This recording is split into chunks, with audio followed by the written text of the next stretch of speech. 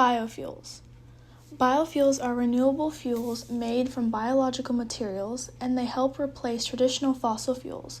The biofuel I selected is ethanol, which is one of the most widely used in the United States. It's made from plant sources, mainly corn, and is blended into gasoline to power millions of vehicles every day.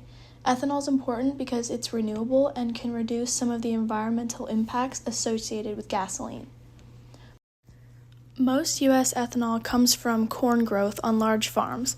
Farmers plant the seeds, maintain the fields with water, fertilizer, and sunlight, and then harvest the crops once they're fully grown.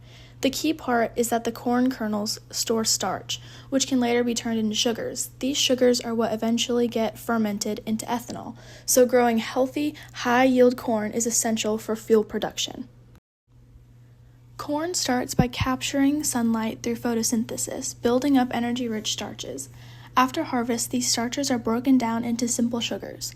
Yeast is added to start fermentation, which converts those sugars into ethanol and carbon dioxide. Finally, the ethanol is distilled and purified so it can be blended into fuel. This technology is mature, reliable, and used across the country.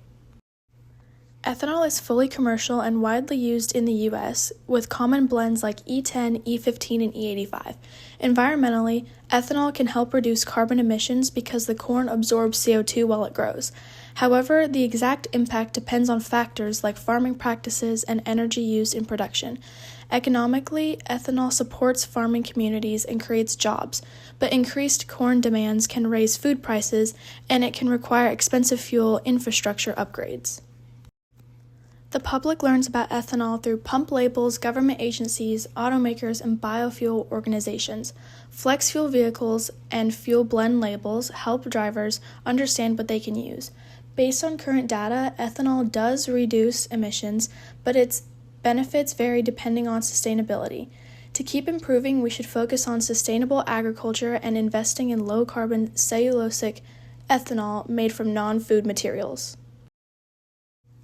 Moving forward, we should invest in advanced cellulosic ethanol, which has a much lower environmental impact than corn-based ethanol. Improving national fuel infrastructure would make higher ethanol blends more accessible. More funding for crop research and public education would also help. If money weren't a limitation, the best plan would be to build a large-scale cellulosic ethanol plants across the country and modernize fuel systems nationwide, which would greatly improve sustainability and long-term impact.